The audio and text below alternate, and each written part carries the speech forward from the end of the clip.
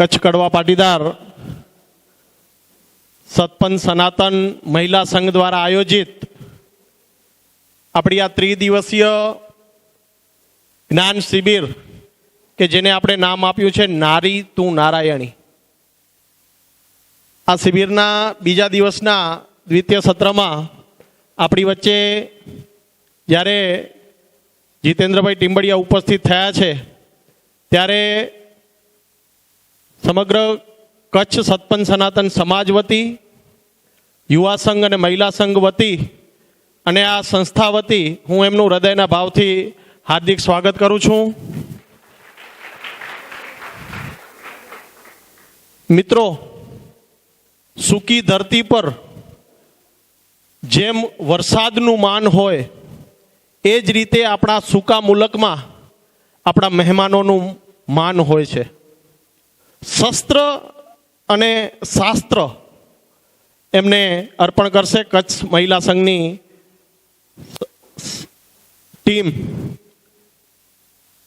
આ સતપંથ સમાજના જે સંત રત્નો છે એમનું પુસ્તક છે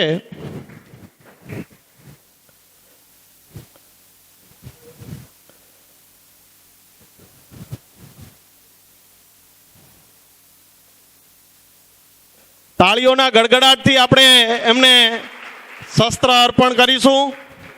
સાથે સાથે આપણા કચ્છની સ્પેશિયલ પાઘડી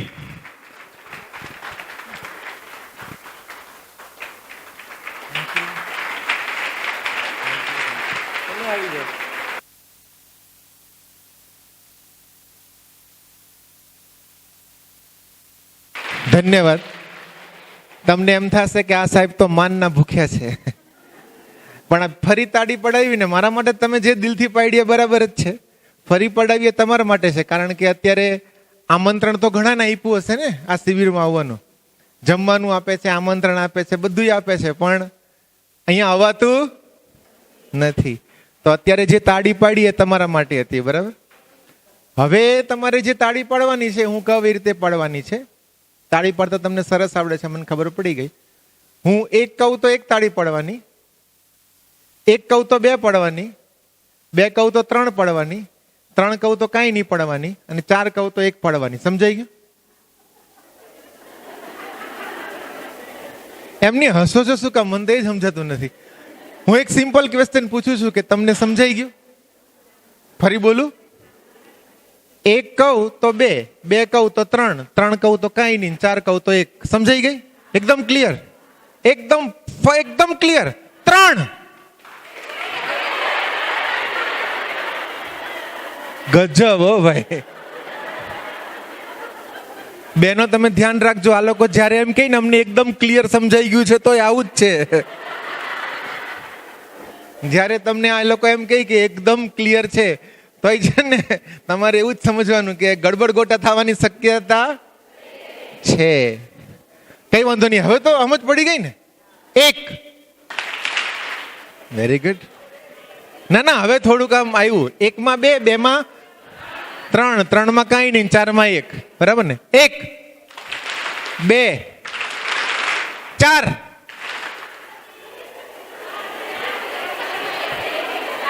હા, ચાર માં એક જ છે, બરાબર છે. પણ હજી ઘણા બધા લોકો કન્ફ્યુઝ જ છે. ઘણા કેવું છે ખબર, તાળી પાડતા જ બંધ થઈ ગયા કે જો હું તાળી પાડું અને કઈક ગડબડ ગોટાળો થાય એની કરતા મારે તાળી પાડવી જ નથી. એટલે આવું છે લાઈફમાં, હંમેશા એવું જ હોય છે કે જ્યારે આપણને કોઈ એમ કહે ને કે તમને આ વસ્તુ સમજાઈ ગઈ, તો આપણને એમ લાગે અમને સમજાઈ ગઈ છે, પણ સમજાઈ નથી ગઈ, તમે સાંભળી છે. એ સાંભળી એટલે સમજાઈ ગઈ ન કહેવાય. સમજાઈ ગઈ ત્યારે કહેવાય કે જ્યારે તમારા જીવનમાં આવે ત્યારે સમજાઈ ગઈ કહેવાય. અને જીવનમાં લાવવા માટે જ્યારે આપણે મહેનત કરતા હોય ત્યારે શું કરવું પડે? પ્રેક્ટિસ કરવી પડે. કારણ કે હું તમને એક કહું તો કેટલી પાડો? એક. બે કહું તો એમ નહીં, જનરલી એકડા બગડા ભૂલી ગયા.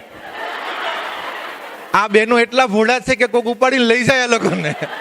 ખાલી 5 મિનિટમાં એકડા બગડા ભૂલી ગયા. એટલે આપણે જ્યારે લાઈફમાં કોઈ પણ નવી વસ્તુ શીખીએ ત્યારે આપણે લાઈફમાં લાવવા માટે આપણે એને મહેનત કરવી પડે છે, અભ્યાસ કરવો પડે છે.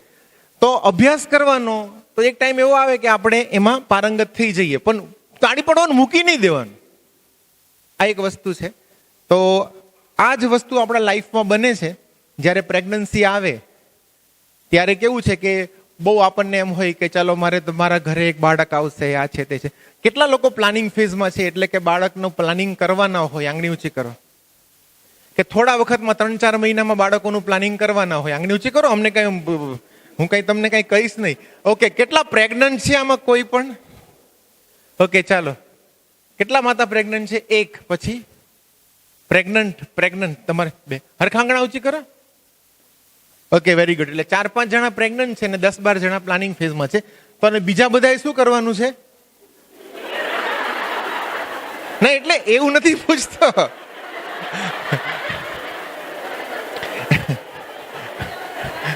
બીજા બધા જાનમાં આવ્યા છે. બીજા બધા જાનમાં આવ્યા છે. શું કરી શકીએ એમ? હમણાં મને કોઈ એમ કીધું કે હવે તો અમારે તો જીતુભાઈ પ્રવચન કરવા આવ્યા છે, ટાંકા તોડીને કંઈક કરવું પડશે કે છે. મેં કીધું ભાઈ એવું નહીં કરતા, તમારે એવું કરવાની જરૂર નથી. પણ આ નોલેજ છે. ઘણા બધા સાસુ બેઠા હશે, દેરાણી બેઠા હશે, જેઠાણી બેઠા હશે, જેને બધું કાર્યક્રમ પતી ગયા છે, એને બીજાને જ્ઞાન આપવાનું, અને જેને બાકી છે એને આ જ્ઞાન પોતાના લાઈફમાં અજમાવવાનું. તો આપણને બેસ્ટ રિઝલ્ટ મળશે. પણ કારણ કે આ ઋષિ મુનિઓનું જ્ઞાન છે જે ભૂલાઈ ગયું છે. હું તમને એક પ્રસંગ કહું કે કાશીની અંદર અંગ્રેજોના વખતમાં એક અંગ્રેજ ઓફિસર હતા, અને એ અંગ્રેજ ઓફિસર ને પેટમાં બહુ દુખતું હતું. હવે એને ઇંગ્લેન્ડમાં દવા કરાવી, ન મટ્યું. ફ્રાન્સમાં દવા કરાવી, ન મટ્યું. એ વખતે ગ્રીસમાં એને ચાઇનામાં જઈને દવા કરાવી. બહુ દુખતું હતું, આમ દુખ્યા જ કરે. એટલે કોઈ વૈદ્યથી કે હકીમોથી કાંઈથી મટ્યું નહીં. એટલે પીડા તો પામતા જ હતા, પણ શું કરે, જીવન જાતું હતું.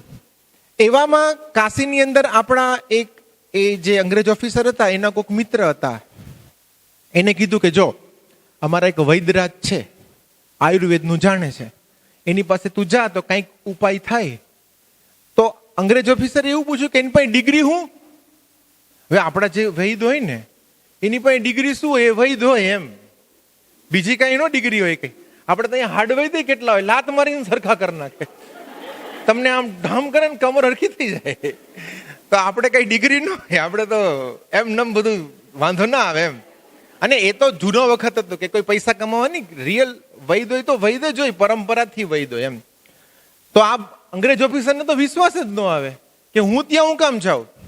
પણ આ ભાઈએ બહુ કીધું તારે મટાડવું છે, મટાડવું ટ્રાય કરને શું વાંધો છે. તો અંગ્રેજ ઓફિસરને આ ભાઈ બહુ પરાણે મહેનત કરીને લઈ ગયા ત્યાં. અને આ ભાઈએ એનું દવાખાનું જોયું ને, દવાખાનું અથવા તો ઔષધાલય કહેવાય, તો સાવ સાદું દેશી. એટલે અંગ્રેજ ઓફિસરને તો એમ જ થયું કે આ લોચા છે. અને ત્યાં જ્યાં ત્યાં બધા મૂળિયા પડ્યા હતા, ઓલા ભાઈ આમ કરતા હતા. એટલે એને એમ લાગે આ શું કરે છે, આના કાર્ટૂન લાગતા હતા એને. એને એમ થાય કે આની દવા કેવી રીતે લેવાય. એટલે એ તો ભાઈ કંઈક કોકનો ઔષધ બનાવવામાં, આપણે તો કેવું હોય પહેલાના વૈદ્યો છે ને ઔષધ મંત્રો બોલતા બોલતા બનાવતા હોય. એટલે ઓલા ભાઈ આવ્યા બેઠા, આ તો એનું કામ જ કરે છે. હા, એટલે એનું કામ બીજું કરતા હતા ને. અને જે સાંભળે હું શું આવ્યા તે કે અંગ્રેજ ઓફિસર છે. કે વેરી ગુડ, ધન્યવાદ, કે સ્વાગતમ જે કીધું હોય. વેરી ગુડ તો નહીં કીધું હોય. તે કે સ્વાગતમ, બેસો. શું છે, પેટમાં દુખે છે? એટલે આ ભાઈ આમ કરતા ખાલી આટલું જોયું. ઓકે, આ 3 પડી કે લઈ લો, મટી જશે.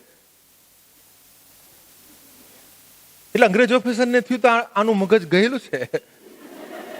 આપણે તો ડોક્ટર પાસે જાય, બરાબર, પછી આપણને ડોક્ટરને પૂછે, આપણે કહીએ કે તાવ આવ્યો હતો, તો પછી આપણને પૂછે શું ખાધું તું, કેટલું ટોયલેટ જાય છે, ફલાણું ઢીકણું, આમ કરે, આમ કરે. ત્યારે એને ઓલાને ખબર પડે. આપણને થાય ડોક્ટર તું હે નો બહેનો, આટલું બધું તને કેવું પડે, બરાબર, આટલું બધું તું ઇન્ટરનેટને કહું તો એમ દવા આપી દે છે.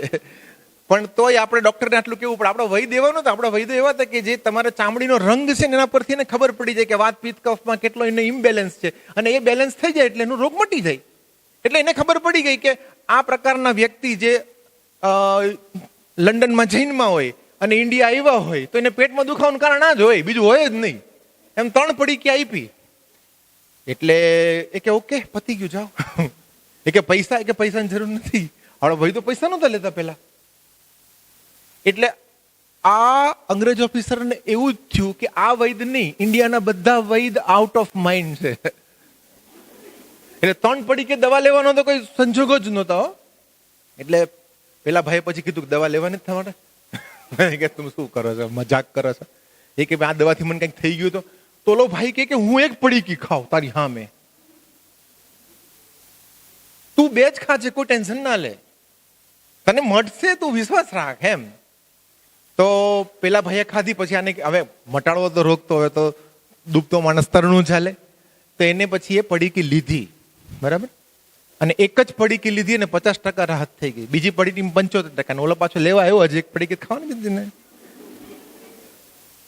અને આ અંગ્રેજ ઓફિસર એટલા ખુશ થઈ ગયા કે ખરેખર આ શું ગજબનો જાદુ છે. આ આયુર્વેદમાં કેવો ચમત્કાર છે.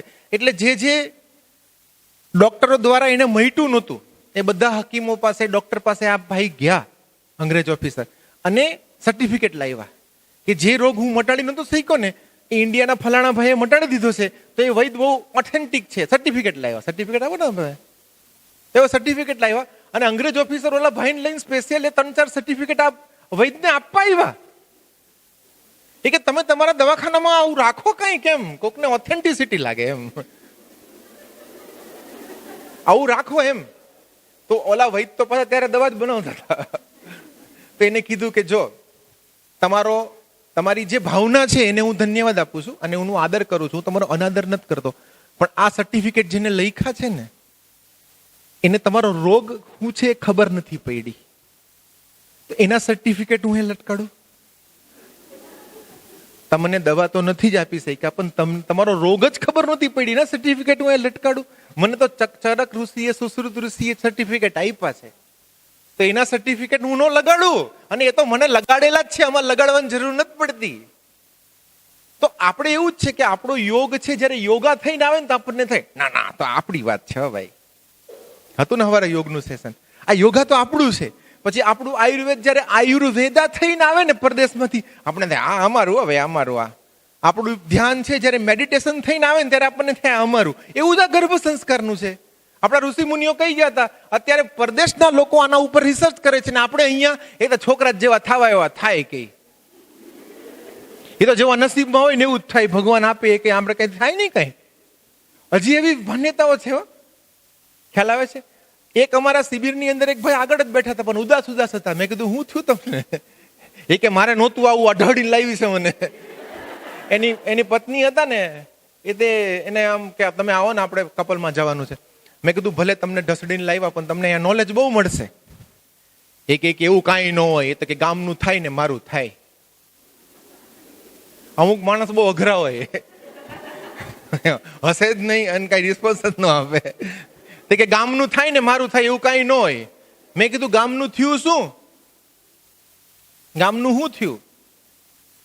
ધારો કે આ છે પરદેશવાળાએ શોધ્યું, આ છે પરદેશવાળાએ શોધ્યું, આ છે પરદેશવાળાએ શોધ્યું, આ પરદેશવાળાએ શોધ્યું.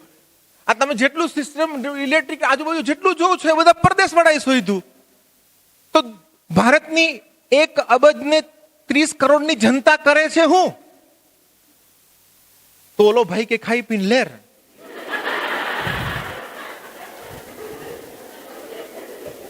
બહુ અઘરો માણસ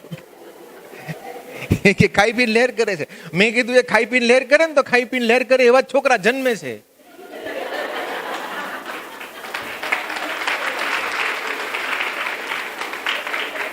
આ ચરક સંહિતા, સુશ્રુત સંહિતા, અથર્વવેદ ને બધું વાંચીને કોઈને મનમાં એમ થાય છે કે આપણે ઉત્તમ આત્માને અવતરીએ આપણા ગોદમાં? એ કે ના, એ તો ગામનું થાય ને મારું થાય. ગામનું કઈ થયું નથી, આ બધા આંટા જ મારે છે. ખોટું કહું છું તમને? તો એ આપણા ઋષિ મુનિઓની વાત હતી, એના ઉપર આપણે આજે મંથન કરવાના છીએ. તો એવું નહીં વિચારતા કે અમારે તો બધું પતી ગયું. પતિ કોઈનું કઈ ગયું નથી. તમારા આજુબાજુ 10 જણાને કહેવાનું, સમજાય છે? અને આપણે તો અહીંયા કોઈક આધ્યાત્મિક સંસ્થા સાથે જોડાયેલા છીએ ને. આપણી આધ્યાત્મિક સંસ્થાને નેક્સ્ટ લેવલે લઈ જવી હોય તમારે, બરાબર? અને તમારા કુખે એવા મહાન સંતોને જન્મ આપવો હોય કે યુગ પરિવર્તકને જન્મ આપવો હોય તો એક માતા કરી શકે. પણ હવે માતા જેવા ઢીલા હોય કે મારાથી કાંઈ ન થાય. એ 7 દિવસ કઢી હરખી નથી બનતી, આ મહાન સંત ક્યાંથી જન્મે? તે એવું તમે નબળું વિચારો, એવું નબળું વિચારો તે એમાં કઈ થાય નહીં કઈ. હા, બીજું કઈ ન થાય. ચાલો, ઓકે. તો આપણે ગર્ભ સંસ્કારની વિચારીએ. હવે આપણે શરૂ કરશું. તમારી જન્મ તારીખ કઈ છે? જ્યારે મારા માતા પિતાએ પ્લાન કર્યો છે ત્યારે. Very good. બહુ આમ સુગ્ન ઓડિયન્સ છે. જન્મ તારીખ કઈ? 27 સપ્ટેમ્બર. 28 સપ્ટેમ્બર. 5/7/2000. 5 જુલાઈ. 25 માર્ચ. 9 મે. ઓકે. આ બધાએ પોતાની જન્મ તારીખ કીધી. તમને કહું? હાલો. ના ના, એમ નથી. આ તો 25/4 ને એમ કોઈ સાલ કે વર્ષ તો છે જ નહીં. હા, પણ એ સાલ અત્યારે કોમ્પ્રોમાઇઝ. 9/5. 7/8. ઓકે. એટલે 81 કે આખી તમે અડધી બોલો, આખી બોલે નથી બહુ ફેર નથી પડતો. હવે આ બધા લોકો પોતાની જન્મ તારીખ બોલ્યા. હું એમ કહું છું કે આ ખોટું બોલે છે. સાચું ખોટું? આ લોકો ખોટું બોલે છે. આ લોકોના આધાર કાર્ડમાં આ જ જન્મ તારીખ લખી છે, પાન કાર્ડમાં આ જ લખી છે, બીજા જેટલા ડ્રાઇવિંગ લાયસન્સમાં આ જ લખી છે, તો પણ એ લોકોની જન્મ તારીખ આ નથી. સાચું કે ખોટું? હું સાચું કહું છું? હું સાચું કહું છું કે આ લોકો ખોટા છે? તમારા વિરોધી અહીંયા જ બેઠા છે. કેમ? એ લોકોની સાચી જન્મ તારીખ કેમ એ ના કહેવાય? કોણ કહેશે આમાંથી, આ બાજુથી?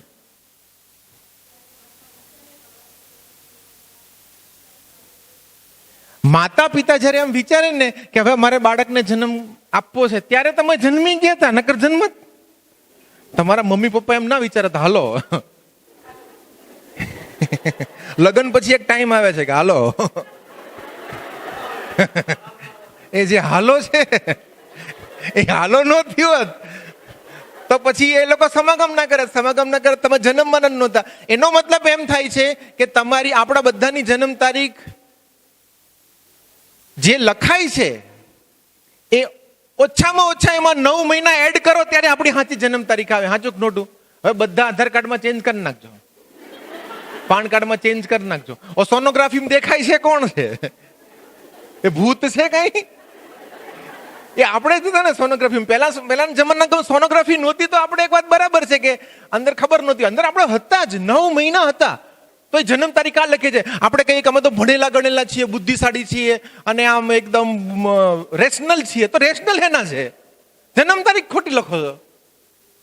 તો જન્મ તારીખ ખરેખર એ જ છે કે 9 મહિના બાદ કરો અને એનાથી પણ વધારે બાદ કરો. વિચાર જ્યારે થયો ને એ છે. વિજ્ઞાન એવું કહે છે કે આજે કોઈ સ્પર્મ અને એગ ભેગા થાય, માતા પિતા સમાગમ કરે એટલે એના ઉપર 90 દિવસના માતા અને પિતાના વિચારોની સ્પષ્ટ અસર છે. 90 દિવસના જે આહાર વિહાર વિચાર કરે છે ને. હવે આપણને થાય કે બાળક શું સમજે, તો આ એક પુસ્તક છે, વિન્ડોઝ ટુ ધ વૂમ નામનું પુસ્તક છે. એ ડેવિડ ચેમ્બરલીને લખ્યું છે. એ અમેરિકાના બહુ હિપ્નોથેરાપિસ્ટ છે. તો એમને 300 પ્રસંગો એવા ભેગા કર્યા છે કે ગર્ભની અંદર બાળકને બધું જ નોલેજ છે. એને આપણી હેલ્થ આપણી આખી જિંદગી કેવી રહેશે એનો પાયો ગર્ભમાં નખાઈ જાય. આપણી IQ, EQ, SQ, intuition, self image, personality, like dislike, આ બધાના પાયા નખાઈ જાય. આપણી 5 સેન્સ છે, કાન, આંખ ને બધી જ. એ પણ 8 પ્રકારની intelligence, hearing, feeling, understanding, making opinion, memorising. ગર્ભની અંદર અત્યારે એ લોકોએ સંશોધન કર્યું, જોયું સોનોગ્રાફીમાં, બાળક રડે પણ છે ગર્ભમાં અને હસે પણ છે. બધું જ કરે છે, પણ ખાલી એને પોતાની લાગણી શબ્દ દ્વારા બોલતા નથી આવડતી, એટલું જ છે. બાકી ગર્ભની અંદર બાળક બધું જ કરે છે. હવે તમે વિચારો કે ધારો કે તમે ઘરની અંદર કોઈ સિરિયસ પ્રોબ્લેમનું સોલ્યુશન વિચારતા હો અને તમારો 10-12 વર્ષનો છોકરો આવીને તમને એમ કહે કે પપ્પા આમ ન કરાય, આમ કરાય, મમ્મી આમ ન કરાય, આમ કરાય, તો આપણે શું કહી? છાનું મુનો રે ને. 10-12 વર્ષનો છોકરો આપણને એમ કહે કે આમ કરાય, આમ ન કરાય, તો આપણને શું થાય? ચૂપ મરને. એ જેવા મમ્મી પછી એવા શબ્દ નીકળે. તો 10 વર્ષનો છોકરો કઈક બુદ્ધિશાળી હોય છે, વિચારી શકે છે, આપણે એવું માનતા નથી. અને અહીંયા જેટલા પૈણી ગયા છે બધાને એવું લાગતું હશે કે મારો પતિ ભોળો પડે છે. ઘણાએ તો કીધું હશે કે તમે ભોળા બહુ પડો છો. હવે આ બધા બહેનોને એના 35, 30 વર્ષના પતિ ભોળા લાગતા હોય તો આ ટબુડિયું શું લાગે? હું 10-12 વર્ષની વાત નથી કરતો. એ કે તમે છે ને વ્યવહારમાં ભોળા બહુ પડો છો. હવે 35, 40, 30, 25 વર્ષનો એનો પતિ એને ભોળો લાગે તો આ નાના છોકરાને તો કઈ સમજ પડે એવું તો આપણે વિચારી જ ન શકીએ ને. પણ વિજ્ઞાન એવું કહે છે કે ગર્ભની અંદર બાળકને બધી જ સમજાય છે. 400 પ્રસંગ ભેગા કર્યા છે. તો એક છોકરો હતો 25 વર્ષની એની ઉંમર હતી, અને એ જે 25 વર્ષનો છોકરો હતો એને કોઈ પણ આર્થિક બધું બરાબર હતું, ફિઝિકલ સારું હતું, ભણવામાં સારું હતું, બધું સારું હતું, પણ એ છોકરાને ડિપ્રેશન રહેતું હતું. એટલે એ બધી બહુ દવા કરાવી, એનાથી મટ્યું નહીં. એટલે એ ગયો હિપ્નોથેરાપિસ્ટ પાસે, અને હિપ્નોથેરાપિસ્ટે એને પાસ્ટમાં લઈ ગયા કે તું 15 વર્ષનો હતો ને ત્યારે શું કરતો હતો. એટલે છોકરો માંડ્યો બોલવા. આની પાસે ઓડિયો વિડીયો રેકોર્ડિંગ છે આ ભાઈ પાસે. એ કે તું 5 વર્ષનો હતો ને ત્યારે શું કરતો હતો. એટલે એને ખબર પડે કે ક્યાંથી આ રોગ આ ચાલુ થયો છે ડિપ્રેશનનો. પછી કહે કે ગર્ભની અંદર 5 મહિનાનો હતો ત્યારે શું કરતો હતો તું. તેને કીધું કે હું ગર્ભમાં 5-6 મહિનાનો હતો ત્યારે મારી દાદી અને મારી મમ્મી વચ્ચે માથાકૂટ થઈ ગઈ હતી. સાસુ વહુનો ઝઘડો. એ તો પરદેશમાં હોય ને, કાગડા બધે કાઢા જાય એવું કઈ ન હોય કઈ. એ કે મારી દાદી અને મારા મમ્મી વચ્ચે માથાકૂટ થઈ ગઈ હતી World War III.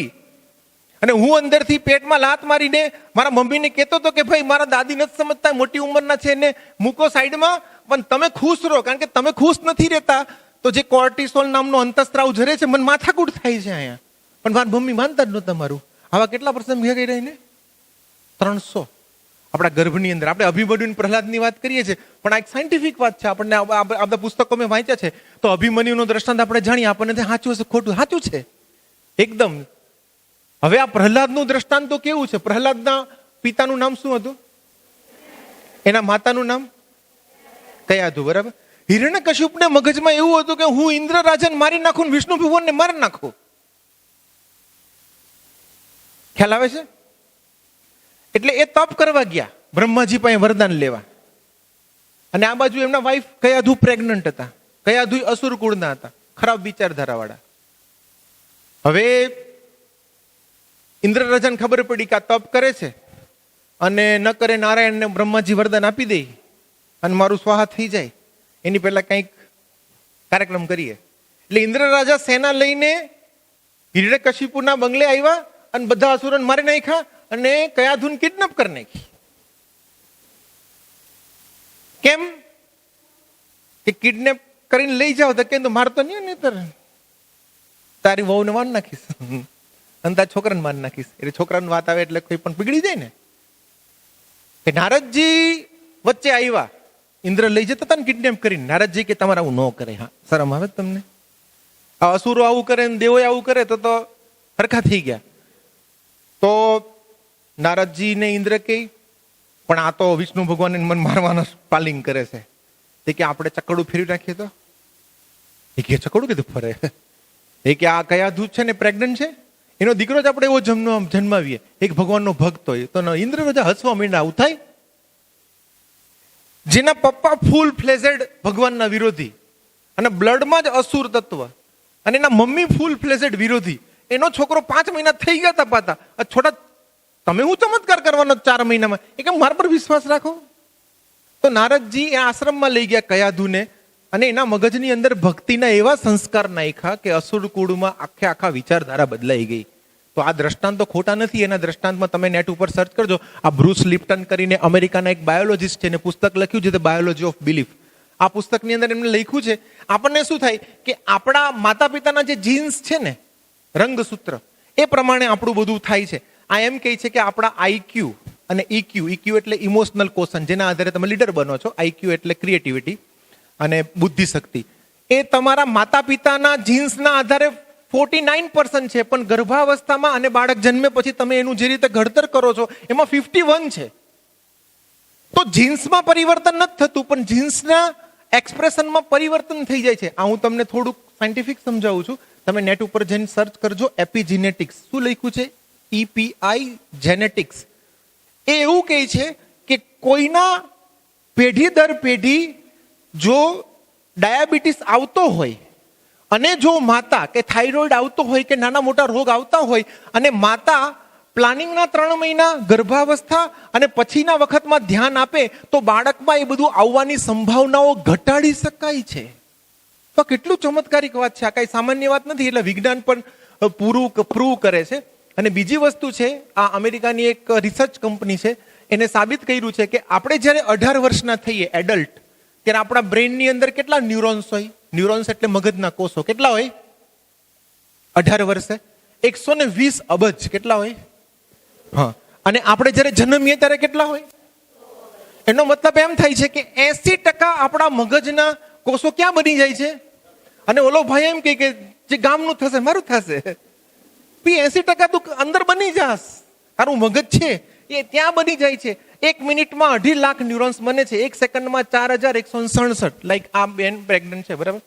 તો તમારા બાળકના ગર્ભમાં જે ન્યુરોન્સ બને છે, ટક થાય ને ટક, એટલે 4167 બની ગયા. એટલો મતલબ એમ થાય કે 104 MB નો ડેટા, 104 MB માં તમે ફોટા વિડીયો ઘણું બધું નાખી શકો, એટલો ડેટા સંગ્રહી શકે એટલું મગજ તમારું 1 સેકન્ડમાં બને છે. 1 સેકન્ડ. ગર્ભાવસ્થામાં દિવસ બગાડવાની વાત નથી, કલાક બગાડવાની વાત નથી, દરેક સેકન્ડનું આટલું મહત્વ થઈ જાય છે. અને સબકોન્શિયસ માઇન્ડનું પણ ઘડતર થાય છે. હવે તમે અહીંયા જેટલા બેઠા ને આપણને હિંચકો ખાવો બહુ ગમે, હાક ના બને ને? ધારો કે આપણે છે ને છોકરાને લઈને બગીચામાં ગયા હોય ને, નાના છોકરાનો હિંચકો હોય ને તોય બેહી જાય, આમ કરવા માંડે, તૂટશે આ. પણ આપણને સાચું ખોટું, આપણને બધાને હિંચકો ખાવો બહુ જ ગમે છે. કેમ? દરેકને ગમે. જમ્પિંગ કરવું બહુ ગમે, આમ કરવું, આમ કૂદવું, કુદાકા મારવા. અને પાણીમાં ઝૂલવું બહુ ગમે. સ્વિમિંગ પુલમાં ગયા હોય તરતા ન આવડતું હોય તો રિંગ લઈને એમાં આમ કરે, આમ કરે, હા કે ના? તો આપણને પાણીમાં ઝૂલવું ગમે, મધ્યમ સનનું અંધારું ગમે, તૂટ્યું વાળીને સૂવું ગમે, ચુંબન ગમે, પ્રેમ ગમે, જાતીય જીવન ગમે, સ્વાદ ગમે. કેમ? કારણ કે જ્યારે આપણું માઇન્ડ બનતું હતું ગર્ભાવસ્થામાં, ત્યારે પેટમાં આપણને આ વાતાવરણ મળ્યું છે. હિંચકાનું મમ્મી હાલે એટલે હિંચકો, મમ્મી ફટાફટ કામ કરે એટલે જમ્પિંગ. કેમ? અંદર તો પાણીમાં જ હતા ને આપણે. આપણા બધાનું માઇન્ડ જ્યારે બનતું હતું ત્યારે આ બધી વસ્તુ આપણા સબકોન્શિયસમાં આવી ગઈ. એટલે આપણને બધાને ગર્ભાવસ્થાની આ યાદ છે ને લાઈફ ટાઈમ રહી છે. તો હવે તમે વિચારો કે આપણે કોઈ નવી ભાષા શીખવી હોય તો આપણે વ્યાકરણ શીખવું પડે ને. તો આપણને આવડે કે ન આવડે માથાકૂટ છે. હજી હિન્દીમાં આપણે હિન્દી આવડે છે બોલતા, તો બોલિવૂડને લીધે. પણ એનો બિંદી છે કે આપણે વૃક્ષો, એ બિંદી તો હજી આપણને ખબર નથી બિંદી ક્યાં લગાડવી, જ્યાં ત્યાં બિંદી લગાડવી. વ્યાકરણ તો આપણને ખબર નથી પડતી ને. તો કોઈ પણ ભાષા શીખવા માટે આપણે વ્યાકરણ શીખવું પડે છે. ગુજરાતી માટે વ્યાકરણ શીખવું પડ્યું. મમ્મી પાણી લાવો, મમ્મીએ શીખડાવ્યું હતું, લાવો એ વિધ્યર્થ ક્રિયાપદ છે, વિધ્યર્થ કૃદંત છે, એવું શીખડાવ્યું હતું. તો મમ્મી તમને શીખડાવ્યું હતું. આમ કરવું જોઈએ વિધ્યર્થ છે. આપો, પાણી આપો એ આગનાર્થ છે, એવું શીખડાવ્યું તમને? તમને આવડી ગયું? તો કેમ આવડી ગયું ભાઈ? તો માતૃભાષા કઈ છે ને, ગર્ભની ભાષા. તો ગર્ભની અંદર ખાલી ભાષા જ આવડે, બીજું કઈ ન આવડે. એ બીજું કઈ નાખતા નથી એટલે નથી જાતું ગર્ભની અંદર. અને ભાષા નો નાખ્યો, આ તો બોલવું પડે છે એટલે. બાકી આપણે ડાયા એવા છીએ. ભાષા કઈ આપણે નાખવી નહોતી હો. ભાષા નાખવી હતી એ તો બધા બોલતા હતા ને છોકરાને મળી ગઈ. અમે ગર્ભ સંસ્કારમાં એમ કહીએ છીએ કે જેમ આ બોલતા હતા ને બાળકને મળી ગયું, તમારે જે નાખવું છે, સંપ્રદાયનું નાખવું છે નાખો, વેદ પુરાણનું નાખવું છે નાખો, મંત્રોનું નાખવું છે નાખો. તો પછી જન્મીને ઓછી મહેનત પડશે. જો ઓલો છોકરો ઉપર ખુરશી પર ઉભો થઈને તાળી પાડે છે કે નાખો,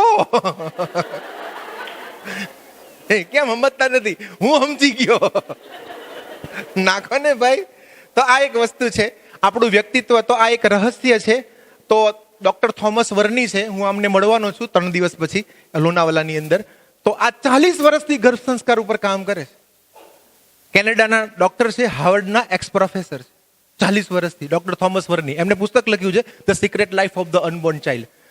એમાં એમને લખ્યું છે કે પર્સનાલિટી છે ને એના પાયા ગર્ભમાં રચાય છે. વિવેકાનંદ સ્વામીના માતા જે હતા એમનું નામ હતું ભુવનેશ્વરી દેવી. એમને 4 દીકરી થઈ હતી. કેટલી? 4 માંથી 2 નાનપણમાં મૃત્યુ પામી. એટલે એમના આરાધ્ય દેવ શિવજી હતા. એટલે એમને શિવજી સાથે ઝઘડો ચાલુ કર્યો કે શિવજી તમે છે ને માથાકૂટ કરી છે મારા લાઈફ હારે, નહીં, અમુક વાર આપણે ભગવાનને પ્રાર્થના કરીએ ને, કંઈક કરો ને, કંઈ કરતા કેમ નથી, કોઈ કે હું કરસ. આપણા ભગવાન આમ તો કાંઈક નથી. બે છોકરીઓ નાનપણમાં ધામમાં માતાને તો કેટલો આઘાત લાગે. હવે એના મગજમાં શું આવ્યું ભુવનેશ્વરી દેવીના કે હવે મારે તો શિવજી તમે જ મારા ઘરે આવો, મારી યારે તમે આવું કર્યું છે ને, શિવજી તમે મારા ઘરે આવો. હવે એના મગજમાં ક્લિયર થઈ ગયું કે મારે શિવજીને લાવવા છે, સાધના કરવી પડશે. તેને વિચાર કર્યો કે કલકત્તાથી કાશી કઈ એટલું દૂર નહીં, પણ દૂર તો કહેવાય કે મારે કાશી જઈને શિવજીને સાધના કરવી, શિવજીને લાવવા મારા ઘરે. તો ઘરમાં પ્રસ્તાવ મૂક્યો એને કે મારે કાશી જઈને સાધના કરીને શિવજીને મારા ઘરે જન્મ આપવો છે. તો બધા ઘરવાળા કે જવા દન રહેવા દન, કાંઈ નથી કરવું, ગામનું થશે ને તારું થશે. આજુબાજુ વાળા ભયંકર માણસો હોય છે. તો આવું આપણને આટલો ઉત્સાહ હોય, બરાબર, અને ઘરમાંથી આપણને સાસુ દેરાણી જેઠાણી પાડોશી પતિને આપણને સહકાર ના આપે તો આપણે શું વિચારીએ, જવા દો શિવજીની જે આવે આખલો ચાલશે, નંદી હાલશે, શિવજીના કાંઈ નહીં, એના નંદી હાલશે. એ હિંમત ન ગુમાવી કે મને ફિઝિકલી કાશી જવાની ના પાડે છે આ લોકો, મેન્ટલી તો નથી ના પાડતા ને. આ માતૃશક્તિ છે, મેન્ટલી તો ના નથી પાડતા ને. એને એમના કોઈ સગાવાળા 70 વર્ષના ડોસીમાં એ કાશીમાં રહેતા હતા, એને લેટર લખ્યો કે તમે તમારા ઘરથી કાશી વિશ્વનાથ તો ઈઝી છે જવું, તો તમે ત્યાં જાજો, શિવજીની આરાધના કરજો, અને આ ટાઈમમાં જાજો, અને મગજથી હું ત્યાં રહીશ. અભણ ભુવનેશ્વરી દેવીને વગર મોબાઈલે આટલી ટેકનોલોજી આવડે છે, એ માતાની તાકાત છે.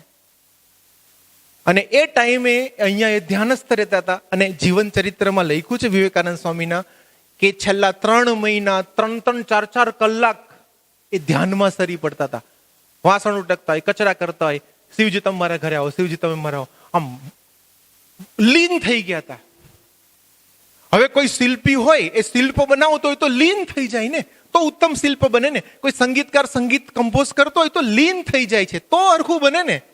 હવે એને શિલ્પ કરતા કરતા વિચાર આવે કે પીઝા આવ્યા કે નહીં, તો પછી કે હરખું શિલ્પ ન બને. તો તન્મય થઈ ગયા. કોણ? ભુવનેશ્વરી દેવી. તો જે બાળક જન્મ્યા એ કોણ? એ કોઈ કઈ અચાનક કઈ નથી થઈ જતું. આ બધા દ્રષ્ટાંતો છે, આપણને ખબર પડે કે આ જબરજસ્ત છે. મેડ ઇન જાપાન, કોઈ પણ જાપાનની વસ્તુ હોય તો આપણને કેટલો વિશ્વાસ આવે ને કે જાપાનની વસ્તુ તો બહુ સરસ. તો અકિયો મોરિટા કરીને સોની કંપનીના કો ફાઉન્ડર, એ પોતે એવું બોલે છે કે કોઈ બાળકને સંગીતના સંસ્કાર, એને મમ્મી પપ્પાની ઈચ્છા થાય કે મારે એને સંગીતમાં સંસ્કાર આપવા છે, તો બાળક જન્મે પછી એને સંસ્કાર આપે એના કરતા બાળક ગર્ભમાં હોય ત્યારે પણ આપે અને જન્મે પછી પણ આપે, તો એ છોકરાની ઇન્ટેલેક્ટ વધારે સારી થાય, સંગીતે વધારે સારું શીખી શકે. એવું કોણ કહે છે? આ તો નરેન્દ્ર મોદીનો 64મો જન્મદિવસ હતો, ત્યારે દિવ્ય ભાસ્કરની ટીમ ગઈ હીરાબાને પૂછવા માટે કે તમે એવું શું ખાધું તું? આપણે કે કોની માએ સવાશેર સૂઠ ખાધી છે એવું કહે ને. હા, તમે એવું શું ખાધું તું કે નરેન્દ્ર મોદી જન્મ અમારે બહુ બધા જોઈ છે. તો નરેન્દ્ર મોદીના માતાએ કઈ જેવા તેવા તો ન જોઈ. હીરાબાઈ કહે કે મારા દીકરાએ છે ને ગર્ભાવસ્થામાં મોઢાથી નથી ખાધું, કાનથી ખાધું છે. લે, આપણે કાનથી શું ખાધું? એ કે મારા પતિ દામોદરદાસ, એટલે નરેન્દ્ર મોદીના પિતાનું નામ શું હતું? દામોદરદાસ. તો મારા પતિ દામોદરદાસને આનું નામ નરેન્દ્ર જ હતું. નરેન્દ્ર મોદી જયારે ગર્ભમાં હતા ત્યારે એવો નિયમ હતો કે સંધ્યા આરતી પછી 1 કલાક સુધી રામાયણ, મહાભારત, ભાગવત સંભળાવું. તો 1 કલાક સુધી હીરાબા આ બધું સાંભળતા હતા. તો પોલિટિક્સ તો અંદરથી આવી ગયું હતું એમને, સંસ્કાર પડ્યા હતા ને. કોઈ અચાનક તો દુનિયામાં કઈ થઈને જ જતું ને, કાંઈક રિઝલ્ટ છે તો કાંઈક તો કારણ હશે ને. તો આ બધા દ્રષ્ટાંતોથી આપણને ખબર પડે. ઝાકીર હુસેન હમણાં જ ધામમાં ગયા, એટલે ક્યાં ગયા છે ખબર નથી, પણ મૃત્યુ પામ્યા હમણાં. તો ઝાકીર હુસેન જે છે એમના પિતાનું નામ ઉસ્તાદ અલ્લા રખા હતું. તે તબલા વગાડીને ઘરે આવે ને તો એના પત્નીના પેટ ઉપર આમ કરતા હતા. તો ગર્ભમાંથી તબલાના સંસ્કાર મળ્યા. વિશ્વનાથન આનંદ ચેસ પ્લેયર છે, 5 વાર એ વર્લ્ડ ચેમ્પિયન રહી ચુક્યા છે. એમના મમ્મીનું નામ હતું સુશીલા, અને એમના મોટા બેન સાથે જ્યારે વિશ્વનાથન આનંદ પેટમાં હતા ત્યારે એના મગજમાં એવું હતું કે મારા છોકરાને વર્લ્ડ ચેમ્પિયન બનાવો ચેસમાં, અને એના મોટા બેન સાથે ચેસ રમતા હતા. તો ચેસના સંસ્કાર વિશ્વનાથન આનંદે 12 જન્મીને તો લીધા જ હોય, અભિમન્યુ સાથે બીજા લોકોએ ચક્રવ્યૂહની વિદ્યા 12 જન્મીને તો લીધી જ હોય, એવું ન લીધી હોય, પણ ગર્ભની અંદર પણ લીધી હતી. એટલે એ જે રંગ આવ્યો ને, હવે કૃષ્ણ ભગવાન નહોતા, યસ ઓર નો? અર્જુન નહોતો, ચક્રવ્યૂહ કોઈને ભેદતા નહોતું આવડતું, તો બીજા બધા જે હતા એ નહીં શીખાયું ચક્રવ્યૂહ કે ઓપ્શનમાં કાઢ્યું છે? એ પહેલા ઓપ્શન જેવું કઈ હતું નહીં, કઈ બધા શીખાતા, પણ બધા જન્મીને શીખાતા. અભિમન્યુ એવો હતો કે જન્મીને પછી પણ શીખવું હતું, ગર્ભથી શીખવું હતું. એ જે કોન્ફિડન્સ આવ્યો. હવે જે 28, 30, 32 વર્ષના વ્યક્તિને એમ ન થાય હું જાઉં મરી જાઉં કઈ નહીં. એ બધાએ નક્કી કર્યું કે આપણે જશું તો ઉડી જશું. અભિમન્યુને મોકલો 16 વર્ષ. એ 16 વર્ષના વ્યક્તિમાં કેટલું તેજ હશે, કારણ કે ગર્ભથી ને સંસ્કારમાં ખ્યાલ આવે છે ને. હું શું કહેવા માંગુ છું, તો આ વસ્તુ છે. અને talking to the baby in the womb નામનું એક પુસ્તક ડોક્ટર આંડાલ ભાસ્કર કરીને લખ્યા છે. આ સાઉથ ઇન્ડિયાના એક ગાયનેક સર્જન છે જેમને 10,000થી વધારે ડિલિવરી કરાવી છે. હવે એઝ એ લેડી એમને હંમેશા એવું થાય કે એઝ એ લેડી ઘણા બધા બહેનોને ઘણી બધી તકલીફ હોય છે, તો મારે પ્રસૂતિ વખતે એમને જે તકલીફ પડે છે ને એમાંથી મારે એમને હેલ્પ કરવી છે, પણ એમને કઈ ટૂલ નહોતું મળતું. હવે એકવાર એક બહેન આવ્યા પ્રસૂતિ માટે એકદમ કોન્ફિડન્સમાં. હા, ડર તો હતો જ, કારણ કે બાળક જન્મે કંઈક સહેલું નથી, પ્રસૂતિની પીડા અઘરી છે. ડર તો હતો, પણ કોન્ફિડન્સ પણ સેમ લેવલનો હતો. આવ્યા, ડિલિવરી થઈ ગઈ નોર્મલ 15 મિનિટમાં બહાર. તો આ ડોક્ટરને આશ્ચર્ય થયું કે આવું કેવી રીતે થાય. ત્યારે ટાઈમ નહોતો. પછી રસી મુકાવા આવ્યા પહેલા બેન, એને કે તમે શું કરતા? ઘર સંસ્કાર કર્યા. ડોક્ટર કે આ શું છે? કારણ કે આ બધા માને નહીં, જટ કોન્વેન્ટમાં ભણ્યા હોય, જલ્દી માને નહીં. એ કે આ શું છે? એ કે આ બધી વિદ્યા છે, યોગ, પ્રાણાયામ, આહાર વિહાર, વિચારમાં ચેન્જ કરો ને તો છોકરા બહુ સારા જન્મે. એ કે આ તો મારે કામની છે. એને સંશોધન કર્યું, એને પુસ્તક લખ્યું, અને જે છોકરી ત્યાં ગર્ભ પ્રસૂતિ કરાવે ને એને ફ્રીમાં આપે છે કે મારે શાંતિ એટલી 15 મિનિટમાં કામ પતે, મારે અડધો કલાક માથાકૂટ થાય છે. તો હવે ડોક્ટરો પણ આને માનતા થયા છે. એટલે ગર્ભ સંસ્કાર સમગ્ર વિશ્વનું ભવિષ્ય. તમે જુઓ, આજે રશિયા અને યુક્રેનમાં યુદ્ધ ચાલે છે, આ સમાજની અંદર નાની નાની છોકરીઓ ઉપર એબ્યુઝ થાય છે, ભ્રષ્ટાચાર વધતો જાય છે, અને મોહબ્બતના નામે કતલ થાય છે, ડિવોર્સ વધતા જાય છે, નાના નાના છોકરા સુસાઇડ કરે છે, ડ્રગ્સ લે છે, લોકો પાસે બહુ પૈસા થઈ જાય એમ કે હવે શું કરવું, આનંદ તો આવતો નથી, ડ્રગ્સ લે છે, આનંદ આવો છે ગમે એમ થાય. વૃદ્ધાશ્રમ વધતા જાય છે. કોઈને એમ હોય કે મારો છોકરો જેલમાં જાય, કોઈને એવું હોય, કોઈ મમ્મીને એમ થાય કે મારો છોકરો બધે જ જાય ને જેલમાં, ન ગમ જાવ જાય, જેલમાં જાવ જોઈએ. કોઈ માતા ભૂલથી એવું વિચારે કે મારો છોકરો એકવાર જેલમાં જવો જોઈએ? કોઈ પપ્પા એવું વિચારે? કોઈ ન વિચારે. તો અત્યારે ભારતની અંદર આટલા જેલમાં છે કોણ? કોઈ વિચારતું નથી ને. આ પહોંચ્યા કેમ ના જેલમાં? તો આ બધું વધતું જાય છે. તો પાડોશમાં આગ લાગી છે. અત્યારે અમેરિકાની અંદર જે આગ લાગી છે, બરાબર, તો પાડોશમાં લાગી તો અહીંયા આવી છે ને, ફ્લેમ ના આવે? કોકના ઘરની અંદર કંઈક પ્રશ્ન આવ્યો, આજે આપણા ઘરમાં આવશે ને, તો આપણા બાળકોને આપણે સંસ્કાર ક્યાંથી આપવા? પ્રશ્ન એ જ છે ને. આ બધું કેમ થાય છે? આ સમાજમાં આ જે માથાકૂટ થાય છે કેમ થાય છે? તમે મને જણાવો. ચાલો, સમાજમાં આવા બધા પ્રોબ્લેમ છે, ડિવોર્સના, ફલાણા ઢીકણા, આ છે તે છે, એનું કારણ શું છે? દેખાદેખી. બીજું, સહનશક્તિ ઓછી છે. બીજું, બોલો તમારે જે બોલવું હોય, કે હું ખાલી બોલવા નથી આવ્યો, તમારે બોલવું પડશે. હા, સંસ્કારની કમી છે. બીજું, આધુનિકરણ છે. ત્રીજું, પિક્ચર છે, ફિલ્મો છે, રીલ છે. રીલ કોણ સર? રીલ બહુ મજા આવે. તમે કાંઈ પણ કહી દો, તમે કાંઈ પણ કહી દો, એ બધા સામે અત્યારે આવી પરિસ્થિતિ છે. તો તમારું જ્યારે બાળક 25 વર્ષનું થશે, 20 વર્ષનું થશે, ત્યારે તો એઆઈ ના બાપ આવી ગયા હશે. અત્યારે સોશિયલ મીડિયા આવ્યું, હવે એઆઈ આવી રહ્યું છે, એ મેચ્યોર થઈને એના પિતાશ્રી આવી ગયા હશે. અત્યારે જ સંસ્કાર સાચવવા અઘરા પડે છે, તો ત્યારે તો ખતરનાક અઘરા પડશે. ત્યારે તો એવા ચશ્મા આવશે કે એક ચશ્મામાં એ અંદર પિક્ચર જોવે છે, ને એક ચશ્મા મમ્મી યારે વાત કરે છે, મમ્મી કેમ છો, મમ્મી બહુ સરસ, અને અહીંયા કઈક ઓલું સાંભળે છે. એટલે એનો મતલબ એમ થયો કે અત્યાર સુધી કોઈ પણ ભૂલથી એવું વિચારતા હોય કે બાળક જન્મે પછી સંસ્કાર આપશું, એ તો ચાલશે જ નહીં, પહેલેથી આપવા પડશે, નહીતર તો માથાકૂટ થઈ જશે. તો એના માટે આ એક દ્રષ્ટાંત છે. ધારો કે આપણે કાચનું એક પાત્ર લઈએ, ગ્લાસ, બરાબર, એની અંદર પાણી ભરીએ, અને એની અંદર એક ટીપું સહી નાખીએ તો શું થાય? આખું પાણી બ્લુ કલરનું થઈ જાય. હવે હું તમને ક્વેશ્ચન પૂછું કે એ જે બ્લુ કલરનું પાણી છે એમાંથી સહી કાઢી નાખવી હોય તો શું કરવાનું? એક પાણી ઉમેરવાનું. ચાલો બીજું, નિસ્યંદન કરો, ફટાકડી નાખો, એવું કેમિકલ શોધો, એવી ટેકનોલોજી શોધો. અઘરું છે. ઇઝીમાં ઇઝી રસ્તો શું છે? વ્હાઈટ પાણી નાખ્યા કરો, નાખ્યા કરો, નાખ્યા કરો. એક ટાઈમ એવો આવશે કે આખે આખું પાણી કેવું થઈ જશે? વ્હાઈટ.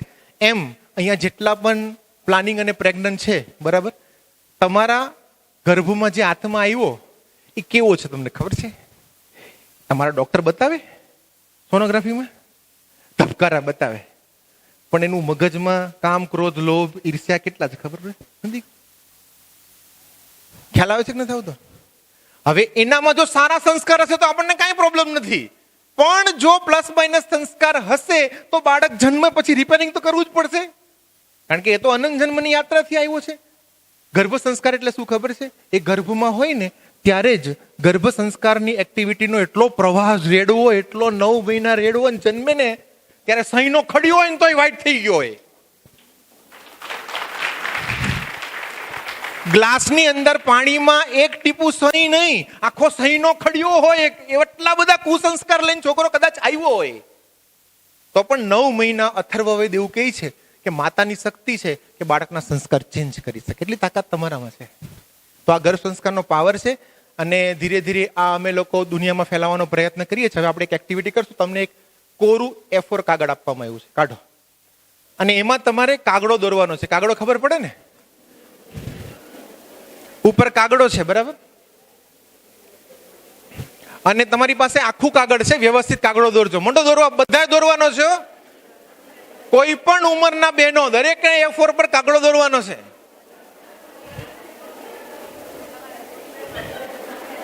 હા, વાંધો નહીં, જોયું તા અનુભવ, મજા આવશે.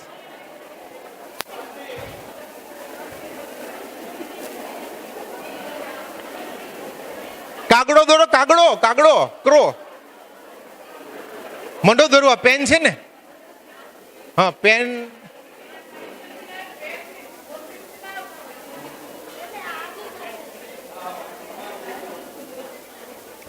મંડો કાગડો દોરવા. મારે હમું ના જો, મને બીક લાગે છે.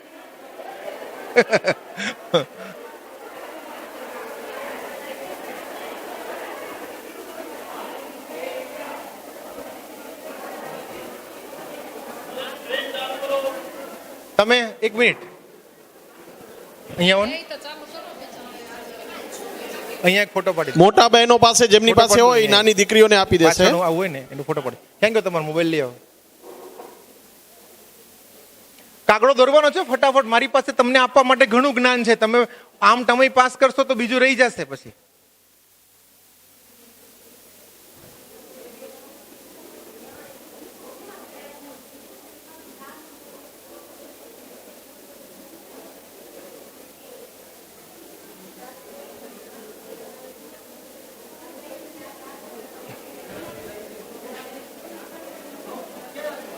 જેવો આવડે એવો દોરો. ઘણા નાનો નાનો કાગડો દોરે છે કે ગર્ભમાં છે. ગર્ભમાં નહીં, ઘણા ઉડતા કાગડા દોરે છે. અરે બેઠેલો કાગડો દોરવાનો છે.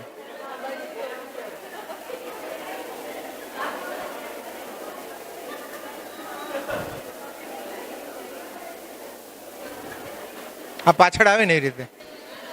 શાંતિ જાળવીશું. શાંતિ, આંતરિક ચર્ચા નહીં કરીએ આપણે.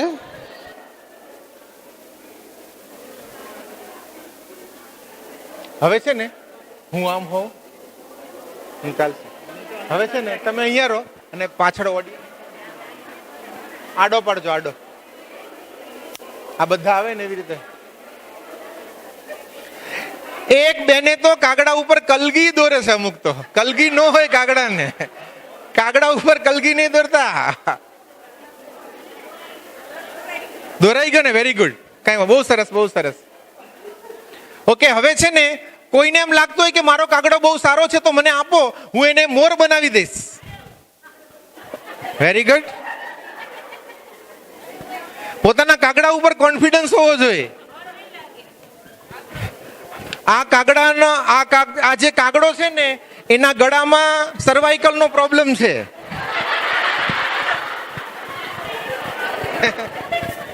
આ સર્વાઈકલ નો છે ને? જો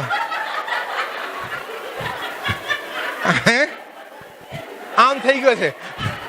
એ બેન તમે મારી હામું જોઈને દોર્યો લાગે છે. અઘરા હો ભાઈ, અઘરા. હું આમાં માલું છું ને તો લો, બહુ અમને વટ કરો છો ને, લો કાગડો તમારે વધારે. કાંઈ વાંધો નહીં. આ સર્વાઈકલ વાળો કાગડો છે એને રહેવા દો. થોડોક સારો કાગડો, આ સારો કાગડો છે, વાંધો નહીં, ચાલશે. કઈ વાંધો નહીં, ચાલો, વેરી ગુડ. બધાના કાગડા સારા જ છે, કઈ વાંધો નહીં, ટેન્શન નથી. ઓકે, હવે ચિંતા ના કરો. અને જેને એમ લાગતું હોય, સાંભળો, કઈ વાંધો નહીં. હવે આ બેને નીચે તો એક પ્રયાસ કર્યો તો એ સફળ નો ગયો. આ બેને નીચે એક પ્રયાસ કર્યો તો સફળ નતો ગયો. એટલે અહીંયાથી કોઈને કોઈ પણ બેનને ભૂતકાળમાં કે ભવિષ્યમાં મિસકેરેજ થઈ જાય તો ડરી નહીં જવાનું કે એક કાગડો હરખો નતો. એમની તમે આ કાગડો કેમ દોર્યો? આમાં કોન્ફિડન્સ નો આવ્યો.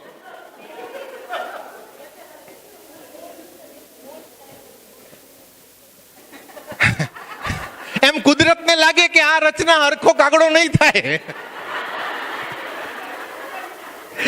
એટલે કુદરતે રચના અટકાવી નાખે. એમાં ડરી નહીં જવાનું કે હાય મારે મિસકેરેજ થઈ ગયું. મિસકેરેજ નથી થઈ ગયું, કંઈક નવું થશે, સારું થશે, ટેન્શન નહીં, ડરવાનું નહીં.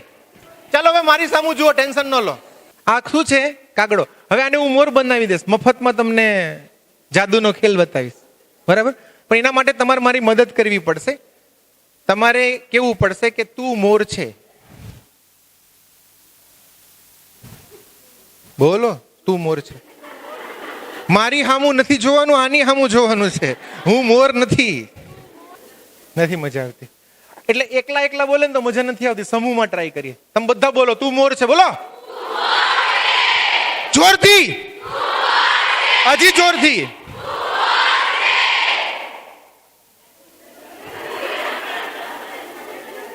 ઘરમાં જોરથી બોલવાથી કામ થયા? આવાજ નીચે. એટલે આ કાગડો એમ કહે છે જોરથી નહીં બોલવાનું, આ પોલાઇટ, સોફ્ટ, આપણે પ્રેમથી કહીએ. બોલો, તું મોર છે. હજી પ્રેમથી, હજી.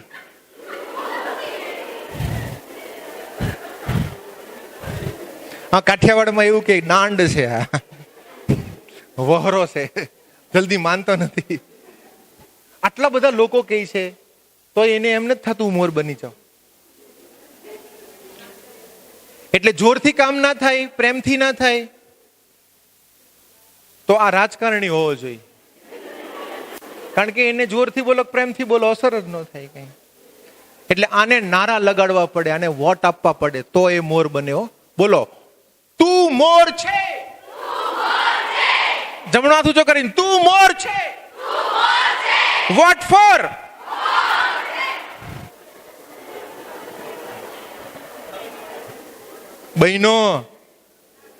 બહેનો જો ઉભા રહો. તમને હું વાંધો? મને જાદુ કરવો છે? હું જાદુ કરું, તમને હું વાંધો આવે? થશે કેવા આતુરતાથી જોયે કે આપણે મફતમાં જાદુનો ખેલ જોવા મળે. હું વાંધો? 1 2 and 3. કૌવા બંજા મોર થઈ ગયો ને. મોર છે યાર, શું યાર, મોર થઈ ગયો છો. ટેહું મોર થઈ ગયો. આમને હજી જોવો જ છે. આ કાગડો કેમ મોર નો બન્યો? બને કેમ? કાગડો જન્મી ગયો તો એ મોર નો બને ને. પછી એમ કોક જન્મી જાય પછી આપણે બધા ભેગા થઈને કઈ, બેટા કડા કર.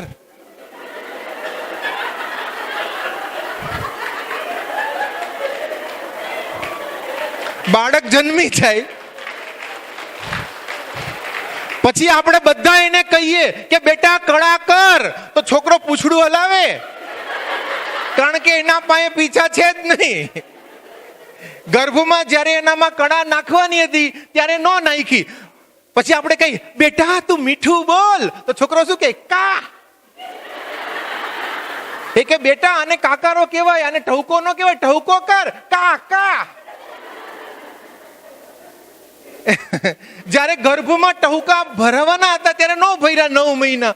શાસ્ત્ર કહે છે, ઉપનિષદ કહે છે. અને પછી બધા ભેગા થઈને કહે તું હરખું ભણ, હરખું કડા કર, હરખું આમ કર, હરખું તે કર. તો પછી શું છે યાર, આ નો બને ને. કેવાથી થોડું થાય, કેવાથી નો થાય. શાકમાં મીઠું ક્યારે નખાય?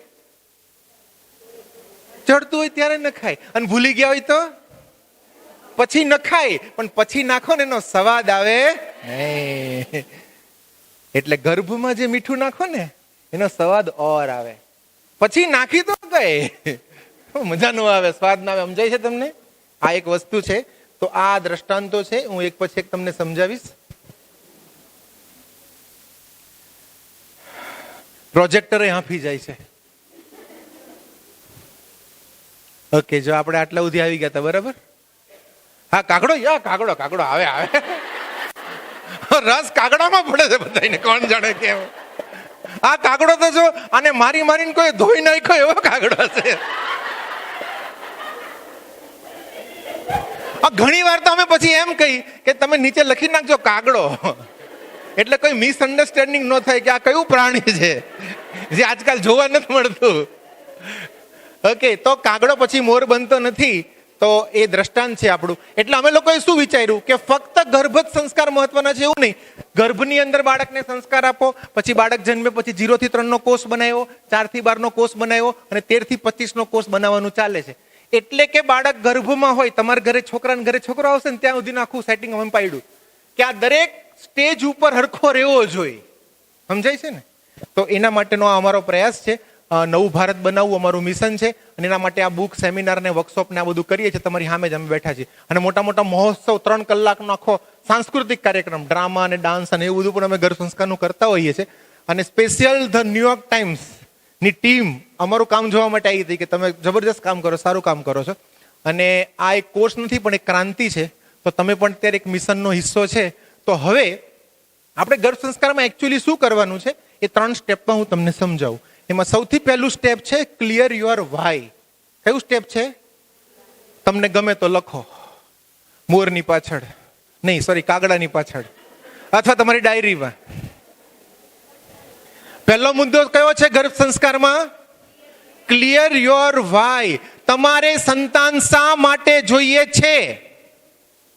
એ કે આ કઈ ક્વેશ્ચન છે? આ ક્વેશ્ચન હું પૂછું તો ઘણાને એમ થાય કે આ કઈ ક્વેશ્ચન છે, અમારે જોઈ છે. લે, તમારે જોઈ છે પણ તમે કહો તો ખરો હું કામ જોઈ છે એમ. તો હવે અહીંયા આ બેન બેઠા છે, એને પૂછીએ આપણે, તમારા સંતાન શું કામ જોઈ છે?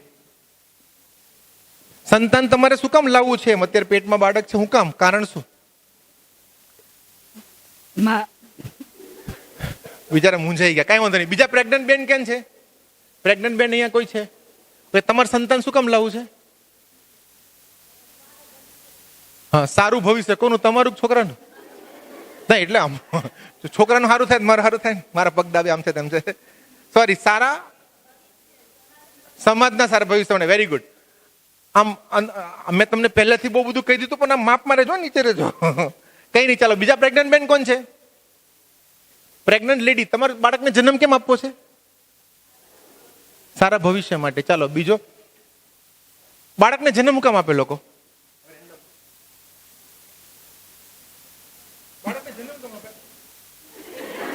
અરે તમે મને હું કામ પૂછો છો? મારી સાસુને પૂછો, મારા પતિને પૂછો. એને મને કીધું એટલે મારે કરવાનું શું છે? મારે જન્મ આપવાનો છે. તમે મને હું કામ પૂછો છો બાગન જેમ? બાળકને જન્મ શું કામ આપવાનો? આપણા માટે. હા, આપણા માટે. એટલે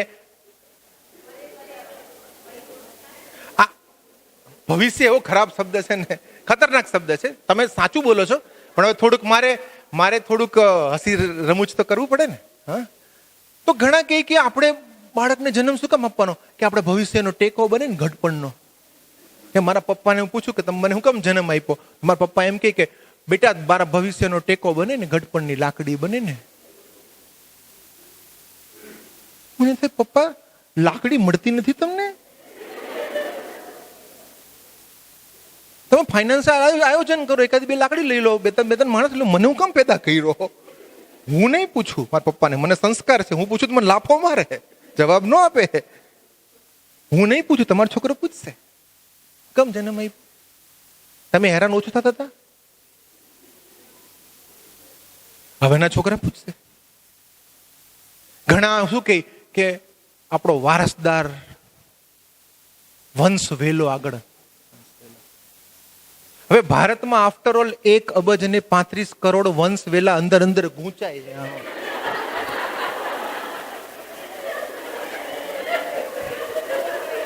આટલા બધા વેલા ગૂંચાય છે. તમે રેલવે સ્ટેશને તો જાઓ, તમે શાક માર્કેટમાં તો જાઓ, કેટલા વેલા અંદર અંદર ગૂંચાય છે. એ કે ના ના તો અમે એક વેલો કાઢીને હું વાંધો, કાઢો, કઈ વાંધો નહીં, આપણને કઈ વાંધો નથી. ઘણા શું કહે કે અમારા વારસદાર જન્મે ને એના માટે. હવે તમે કઈ ટાટા બિરલા છો? આપણી પાસે કરોડો રૂપિયાની સંપત્તિ હોય તો કોઈ વારસદાર જોઈ. ઈએમઆઈ થી ઘર ચાલે છે, ઓલો વારસદાર એનો થશે, ઈએમઆઈ નો વારસદાર થવાનો છે. તો આપણા જે હેતુઓ છે એ ખોટા નથી. ધારો કે મારે અત્યારે 3 મહિનાનું બાળક છે, તો મારા હેતુ આવો છે કે ગડપણનો ટેકો બને, વારસદાર થાય, વંશ વેલો થાય, જસ્ટ લાઈક ધેટ. ખોટું નથી. ઘણા એક ભાઈ મને શું કહે, અમારા પ્રેમનું પ્રતીક છે. એક શાહજહાં છે, એની પત્ની મુમતાઝ માટે તાજમહેલ બાંધ્યો. તમારી યથાશક્તિ કંઈક તો કરી. દુનિયામાં લોકોને ખબર પડવી જોઈએ અમે કેવો પ્રેમ કરી ગયા. જોઈ લો આ કેવો પ્રેમ કરી ગયા અમે. એક મારા જવાબ નથી, ઓડિયન્સ ના જવાબ છે.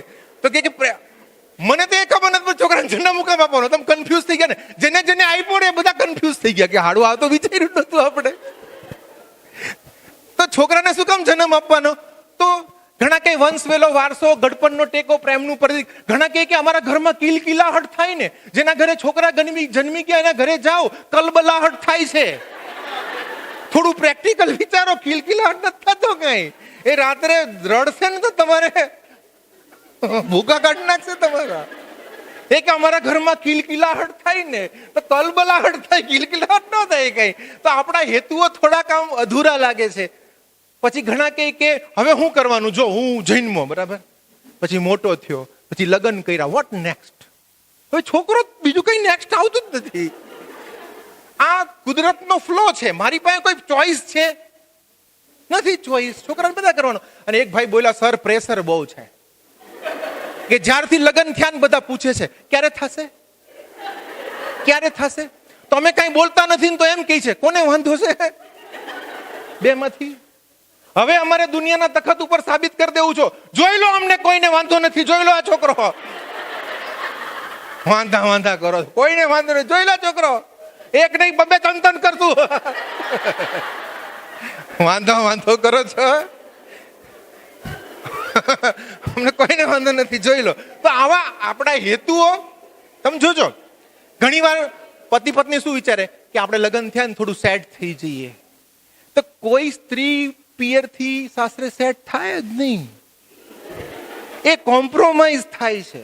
એને ખબર પડી જાય મારી સાસુ આવી જ રહેવાની છે, સાસુને ખબર પડી જાય આવી જ રહેવાનું છે, પતિને ખબર પડી જાય આવી જ રહેવાની છે, પત્નીને ખબર આવો જ રહેવાનો છે. એ 4 વર્ષ છે સેટ, એટલે બીજું કઈ નથી. એ સ્વીકારી લે એકબીજાને અને પછી આપણે આગળ. તો આ બધા હેતુઓ ખોટા હેતુ નથી, પણ ક્લિયર યોર વાય. આપણે બ્રહ્માંડમાંથી ઉત્તમ એનર્જી લાવવી હોય, ઉત્તમ એનર્જી, તો તમારા વિચારો ઉત્તમ હોવા જોઈએ ને. આ તો બાય પ્રોડક્ટ છે. બાય પ્રોડક્ટને મુખ્ય પ્રોડક્ટ રખાય. શિવાજી હતા, એને પોતાના બાળકને જન્મ કેમ આપ્યો? જીજાબાઈએ એના બાળકને જન્મ કેમ આપ્યો? એ કહે કે મારે એવા બાળકને જન્મ આપવાનો છે કે જે હિન્દુ સંસ્કૃતિને દુનિયામાં ફેલાવે અને ભારતમાં જે આતતાઈ છે ને એને કાઢી મૂકે. એવા સંતાનને જન્મ આપ્યો. તો શિવાજી જન્મ્યા, એ ઘડપણનો ટેકો ન બની ગયા. એ મુખ્ય પ્રોડક્ટ હેતુ તમારો ઊંચો હોવો જોઈએ. તો બાય પ્રોડક્ટમાં શિવાજી કિલકિલાટ નહીં કરતા હોય, પ્રેમનું પ્રતીક ન બન્યા, વંશ વેલો ન બન્યા. એ તો બાય પ્રોડક્ટ છે. હવે આમાંથી કોઈ લેડીઝ એવું વિચારે કે મેં લગ્ન શું કામ કર્યા? તે કે જો સાહેબ, હું નાની હતી તો મારે પપ્પા હતા, મમ્મી હતા, પછી ભાઈ હતો, બેન હતો, મામા માસી ફોઈ ફુવા બધા હતા, પણ મારે સાસુ નહોતી ને એટલે મેં લગ્ન કર્યા. મારા લાઈફમાં એક જ વસ્તુની કમી હતી, સાસુની. એમ મારા લાઈફમાં બધું હતું. એમ સાસુજી નો હોત તો ચાલત, પણ સાસુ નહોતા. એમ તો એના માટે કોઈ લગ્ન કરે? હું કામ લગ્ન કરે? સ્ત્રી એના ધણી માટે લગ્ન કરે. ધણી હારે લગ્ન કરે ને તો બાય પ્રોડક્ટમાં બહુ બધા આવી જાય. મામીજી, કાકીજી, ફૂઈજી, ફુવાજી, મુખ્ય પ્રોડક્ટ. ખોટી વાત છે. એમ આપણા બધા અહીંયા જેટલાને બાળકને જન્મ આપવાનો બાકી છે એ બધાના મગજમાં એ ઊંચો હેતુ રહેવો જોઈએ કે આપણો જે આ નિરંકારી નિષ્કલંકી નારાયણનો જે આ ધર્મ સંપ્રદાય છે આખા દુનિયામાં ફેલાવે એવા સંતાનને જન્મ આપવો છે. તો બ્રહ્માંડમાંથી એવા એવા એવા આવે ને એવા. અને તમે એમ કહો કે જે ગામનું થશે મારું થશે, ખાઈ પીને લેર, તે કઈ ઉત્તમ આત્મા ના આપે. તમારા મગજની અંદર તમારો હેતુ તો ક્લિયર હોવો જોઈએ ને. ગાંડામાં ગાંડો માણસ કોઈ પણ કામ કરે ને તો હેતુ હોય એનો. અને આપણે હું કામ છોકરાને જન્મ આપવાનો? તો ક્લિયર યોર વાય. તમારા થોટ્સ ક્લિયર કરો કે મારે સંતાનને જન્મ આપવાનો છે મોટા હેતુ માટે. અનંત અનંત અનંત મહાન આત્માઓ આ પૃથ્વી ઉપર જન્મ લેવા માંગે છે, પણ માતા નથી મળતી કે જે આવું વિચારતી હોય. નોર્મલ છોકરા જ જોઈ છે બધાને. તો પછી તો એવું જ થાય ને. તો આ એક વસ્તુ છે, એને શું કહેવાય? જનની જણ તો ભક્ત જણ કા દાતા કસૂર, નહીં તો રેજે વાંજણી મત ગુબાવીશ નૂર. આ છે, આ થઈ શકે છે. બીજો મુદ્દો છે ક્લિયર યોર ડ્રીમ. પહેલું શું હતું? Clear your why. બીજું શું હતું? Clear your dream. તમારું સપનું એટલે કે તમારે એક્ઝેક્ટલી કેવું સંતાન જોઈએ છે એ આપણે નક્કી કરવાનું. તો તમને સામે દેખાય છે તો કપડા. અહીંયા જેટલા બહેનો બેઠા ને એ શોપિંગ કરવા જાય. હવે આ બહેનોને શોપિંગ કરવામાં બહુ મજા આવે છે. કોણ જાણે કેમ શોપિંગ કરવા જાવ છે. સુરતમાં વધારે હોય છે, અહીંયા થોડું ઓછું હશે. અહીંયા હોય તો ખરું ને, તો હું તમારો પક્ષ રાખું છું. કપડા કેવા પહેરવા એમાં આપણી ચોઈસ છે. આ બુટ્ટા તો ન જોઈ મારે, હો.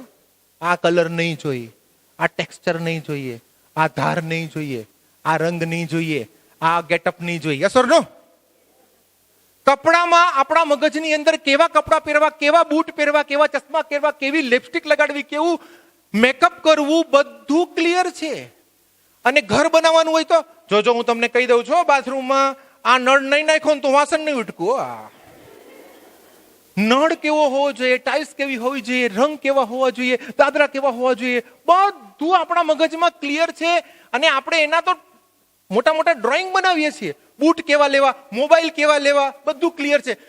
ઓલે બેન સ્ત્રી માટે નથી મૂકી, મેં ઘરેણા માટે મૂકી છે. તો ઘરેણા કેવા લેવા એ પણ આપણા મગજમાં ક્લિયર છે. યસ ઓર નો? બટેકા લેવા જાય ને તો આમ દબાવીને બટેકા લે. ટમેટા, ઘણા ટમેટાની લારી વાળા તો અમુક શેરીમાં જાતા જ નથી, કારણ કે અંદર જાય તો બધા ટમેટા દબાવી નાખે એના.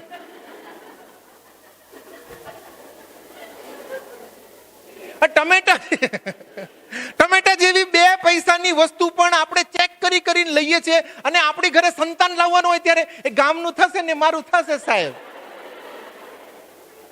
ગામનું થશે મારું થશે, આવવા દો જે આવે.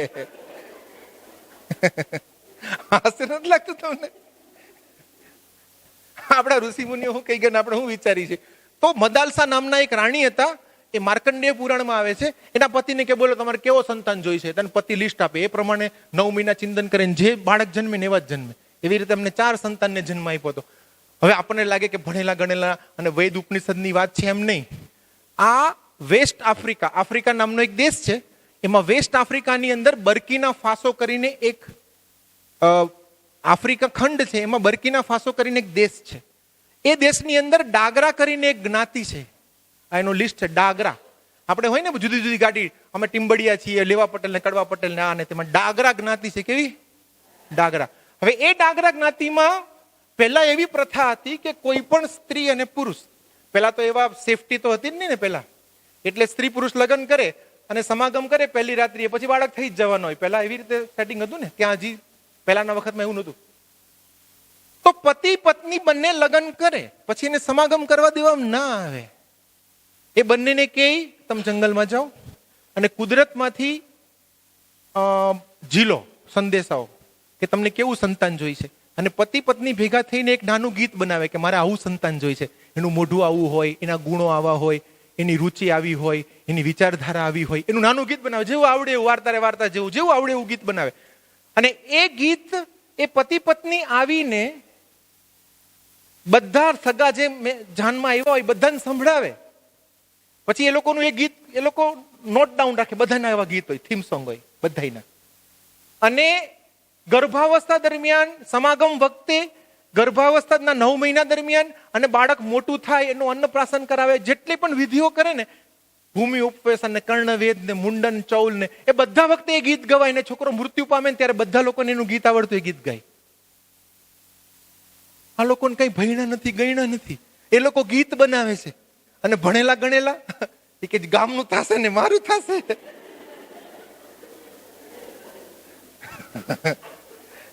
આ બધું અમે વાંચ્યું ને ત્યારે અમને આશ્ચર્ય થયું કે આ વસ્તુ અમારે સમાજમાં દરેક જગ્યાએ પહોંચાડવી છે. એટલે હું સુરત થી આવ્યો છું. હવે જો આ ભગવાન બુદ્ધ કહે છે વોટ યુ થિંક, તમે જે વિચારશો ને એવું તમે ક્રિએટ કરશો. વોટ યુ ફીલ, તમે જે લાગણી અનુભવશો ને એને એટ્રેક્ટ કરશો. What you imagine you become, તમે જેવું ઇમેજિનેશન કરશો ને હવે તમે બની જશો. બરાબર છે. હવે ધારો કે સમજો કે મારે પેન જોઈ છે અને હું પાછળ જાઉં, ઘણાને એમ થશે કે સર પાછા આવશે મારી પાસે. ઓકે, તમે સમજો તમારું નામ શું છે? ભૂમિકા. હા ભૂમિકાબેન, તમે એક સ્ટેશનરીની દુકાન ચલાવો છો અને હું તમારી પાસે પેન લેવા આવું છું, બરાબર? તો હું કહું પેન આપો, તમે શું કરશો? આપીશ. 10 રૂપીસ, 20 રૂપિયા. અથવા મારી સામું જોશો કે આને માથામાં જેલ નાખી છે, તેલ નાખ્યું છે, એનો ગેટઅપ કેવો છે, એવું તમે મારું જજમેન્ટ થોડુંક લેશો, એ પ્રમાણે મને આપશો, બરાબર? હવે હું બરમુડો પહેરીને આવું, નાઇટ ડ્રેસ, અને આમ કટક મટક કરતો આવું તમારી પાસે, અને તમને કહું મને પાર્કર પેન જોઈ છે, તમે શું કરો? પાર્કર આપી દો. પાર્કર પેન જોઈ છે ને હું 1000 રૂપિયા મૂકું, તમે શું કરો? યસ ઓર નો? આપી દો ને, કારણ કે મેં સ્પષ્ટતાથી તમને કીધું મારો ડ્રેસ તમે જોવાના જ નથી. તું પાર્કર આપને, તું જે પહેરીને આવ્યો મનુષ્ય, મારા પાર્કર પેનના પૈસા 1000 રૂપિયા છે તે મને આપી દીધા, ધેટ્સ ઓલ. અને એમનેમ રેન્ડમલી હું તમને કહું કે પેન આપો તો તમે મારું મોઢું જોશો, આમ છે તેમ છે, ને પછી 10-5 રૂપિયા વાળીથી ચાલુ કરશો. એમ તમે ભગવાનને એમ કહો કે મારો છોકરો જોઈ છે, ભગવાન ક્યાંથી ચાલુ કરે? 10 રૂપિયા, 20 રૂપિયા, 25 રૂપિયા. અને તમે એમ કહો ના મારે તો સંત મહાત્મા જોઈ છે, તો શું કરે? એના માટેનું તું પેમેન્ટ આપવા તૈયાર છે, ઘર સંસ્કાર કરવા તૈયાર છે? હા, મળશે. સિમ્પલ. યસ ઓર નો? આ તો કુદરતનો નિયમ જ છે ને. તો આ ગર્ભ સંસ્કારની વાત છે ને, એટલે અમારા કોર્સની અંદર અમે આવો ડ્રીમ ચાર્ટ બનાવતા શીખડાવીએ છીએ. તો એ પ્રમાણે બધાના છોકરા આવે છે. તો હવે અહીંયા જેટલા પણ બહેનો છે લગભગ બધા ને ઘરે કાં તો પ્લાનિંગ છે ને કાં તો બાળકો આવી ગયા છે, બરાબર? તો હવે તમારા હાથમાં જેટલી વસ્તુ છે નીચે મૂકી દો ને, આપણે એક એક્શન સોંગ, અથવા તો બેઠા બેઠા કરો, કારણ કે તમે નીચે ઊભા થશો ને તો પાછળ દેખાશે જ નહીં. તો અહીંયાથી આપણે એક વિડીયો પ્લે કરીએ છીએ. અહીંયા જે બેન એક્શન કરે છે એ પ્રમાણે તમારે બધાને કરવાનું અને સાથે ગાવાનું, જેટલું આવડે એટલું, બરાબર? તૈયાર? Very good. થશે ને? ઓકે, તો આ પહેલી વસ્તુ તમે શું કીધી? Clear your why. તમારો ક્લિયર ધ્યેય કરો. ઘણાને એમ થાય કે સર અમારા છોકરા જન્મી ગયા, શું કરવાનું? કઈ નહીં, હજી ક્લિયર કરો કે હું એવા સંતાનને ઉછેરીશ. ગર્ભવતી માતા શું વિચારશે? પ્લાનિંગ ને પ્રેગ્નન્ટ, કે હું એવા સંતાનને જન્મ આપીશ. તમારે શું વિચારવાનું? હું એવા સંતાનને ઉછેરીશ જે દુનિયામાં કંઈક કરીને બતાવે. અને ક્લિયર યોર ડ્રીમમાં શું કરવાનું? જેને બાળક જન્મી ગયા છે કે મારા બાળકમાં મારે આ સંસ્કાર નાખવા છે, આ નાખવા છે, આ નાખવા છે, વિચારવાનું. જેના માટે તમને શિબિર કરી છે. હવે ગર્ભવતી માતા માટે ક્લિયર યોર સ્ટેપ્સ, કે સર મોટો હેતુ રાખી દીધો, સપનું પણ અમે જોઈ લીધું, હવે સ્ટેપ્સ અમારે કયા કરવાના છે? તો એ સ્ટેપ્સ ઉપર આપણે આવીએ. તો એક વસ્તુ યાદ રાખવાની આપણે બધાએ, કે જ્યારે આપણે બાળકનું સર્જન કરીએ છીએ ત્યારે એક બ્રહ્માંડનું સર્જન કરીએ. શેનું કરીએ છીએ? બ્રહ્માંડનું સર્જન કરીએ છીએ. નાની વસ્તુ નથી. આ દુનિયાનું સર્વશ્રેષ્ઠ સર્જન કયું? બોલો. માનવ. અને અહીંયા જેટલા પણ બહેનો બેઠા છે એને કાં તો એવું શ્રેષ્ઠ સર્જન કર્યું છે અને કાં તો કરશે. તો અહીંયા જે બહેનોને એવું શ્રેષ્ઠ સર્જન કરવાનું બાકી છે એને નમાલા રહેવાનો શું હેતુ છે? વિશ્વનું શ્રેષ્ઠ સર્જન પુરુષ ના કરી શકે, એમાં ભાગ આપી શકે, જન્મ ના પેટમાં ના ધારણ કરી શકે, હું ના કરી શકું. દુનિયાનું શ્રેષ્ઠ સર્જન નારી નારાયણી કેમ કહેવાય? માતે માં બીજા બધા વગડાના વાહ એટલે અમે વાહ બધા. નારીનો મહિમા કેમ છે? 9 મહિના સુધી ગર્ભમાં રાખવું સામાન્ય વસ્તુ નથી. તો બ્રહ્માંડનું સર્જન કરવા જેવું છે. આ કોણ છે? ચાર્લી ચેપ્લિન છે, ગાંધીજી છે, અને ત્રીજું હિટલર છે. કોણ છે? હવે તમે ચશ્મા કાઢી નાખો એટલે ગાંધીજી નહીં દેખાય, મૂછ કાઢો એટલે ચાર્લી ચેપ્લિન ને હિટલર ન દેખાય. યસ ઓર નો? એક જ ચિત્રમાં ખાલી રેખાઓનું પરિવર્તન થઈ જાય છે અને આખું રિઝલ્ટ બદલાઈ જાય છે. એમ તમે પ્રેગ્નન્સી ગર્ભ સંસ્કાર જાણ્યા વગર કરતા હો અને કરીને કરતા હો, એક જ લીટીનો ફેર પડશે ને, તમારા બાળકની લાઈફમાં બહુ મોટો ફેર પડી જશે. એ સ્ટેપ્સ આપણે શીખવાના છીએ. તો હવે આપણે બીજી એક એક્ટિવિટી કરશું.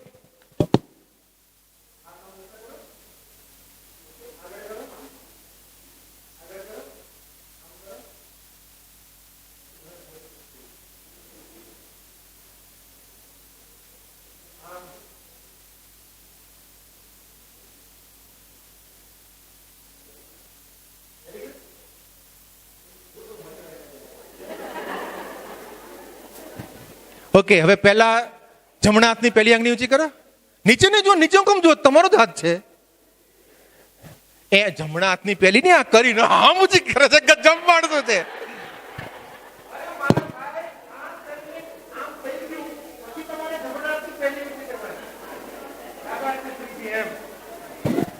ચાલો થઈ ગયું.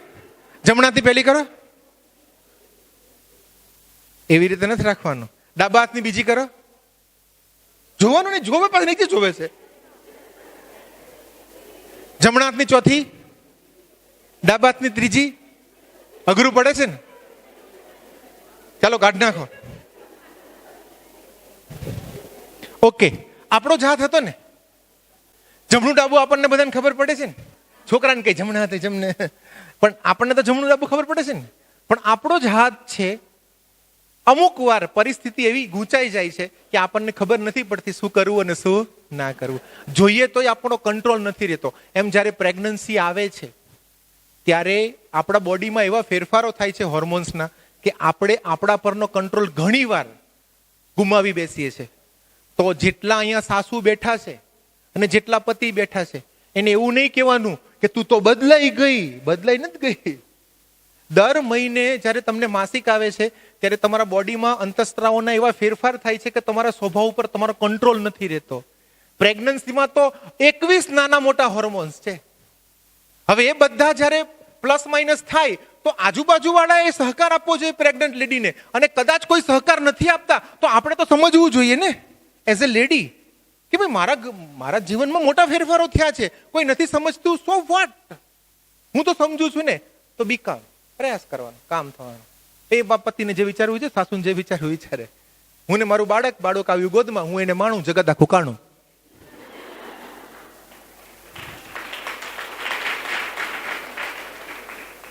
આ વાત ઉપર પતિ મારા પર બહુ ગુસ્સે થાય છે. મેં કીધું થાવ, તમે સહકાર નથી આપતા, વિરોધ કામ કરો છો?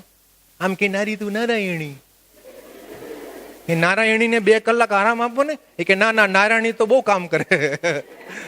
એવું ન હોય કાંઈ. નારાયણી. ઓકે, તો હવે આપણે જે સ્ટેપ્સ કરવાના છે એમાં ટોટલ 10 સ્ટેપ છે. 5 સ્ટેપ ફિઝિકલ છે અને 5 સ્ટેપ મેન્ટલ છે. બરાબર? તો આપણે એક પછી એક જોઈએ.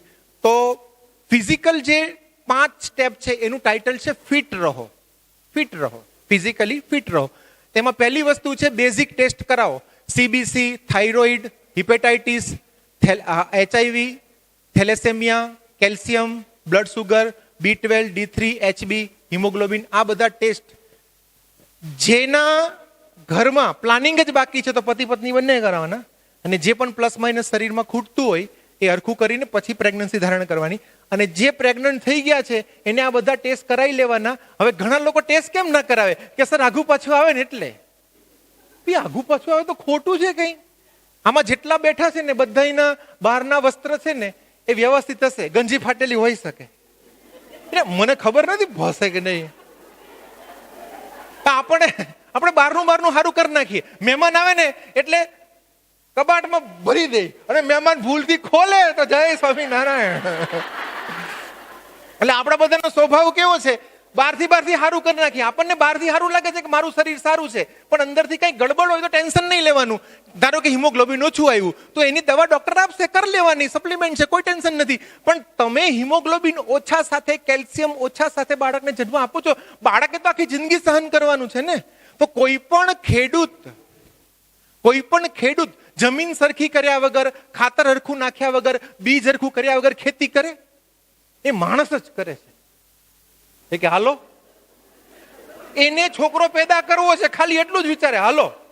અને એમાં પાછો હનીમૂનમાં જાય અને ત્યાં નકરા પીઝા ખાય,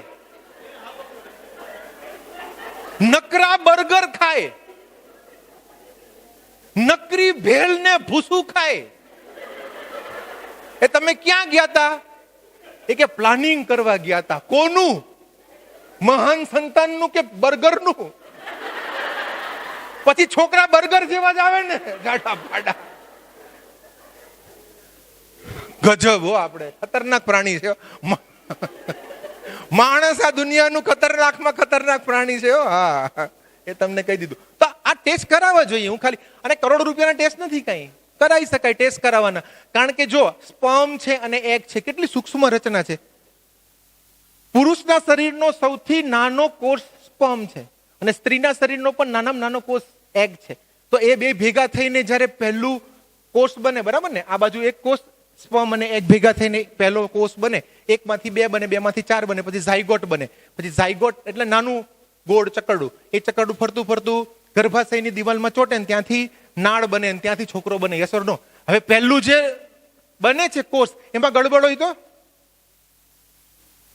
સમજાય છે ને. આ રોડ બનાવવા વાળા હોય ને, રોડ બનાવવા વાળા જયારે ખાડો ખોદે ને તો ખાડા ખોદવા વાળા શું વિચારે ખબર? કે આપણે તો થોડું પ્લસ માઇનસ તો ચાલશે, ઓલા મોટા મોટા પથ્થર નાખવા વાળા સેટિંગ પાડી દેશે.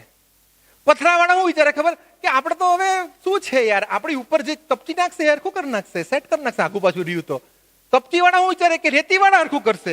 રેતી વાળા શું વિચારે? ડામર વાળા હરખું કરશે. અને હરખું આપણે કરીએ છીએ આમ કરીને. એમ જ્યારે આપણે ગર્ભની અંદર બાળકને રાખીએ છીએ, બાળક અંદર બને છે, ત્યારે આપણા એને પોષણ તો હરખું મળવું જોઈએ કે નહીં? તો આપણે આ બધું ના કરાવવું જોઈએ? કરાવવું જોઈએ ને. તો આ એક જટિલ પ્રક્રિયા છે, આ નાજુક પ્રક્રિયા છે. બીજી વસ્તુ છે સંપૂર્ણ આહાર. તો એના માટે આપણે એક એક્ટિવિટી કરશું. બધાને થોડા થોડા ચણા આપવાના છે, 2-3 બધાને આપી દેવાના છે. ફટાફટ કરવું પડશે. 3-4 જણા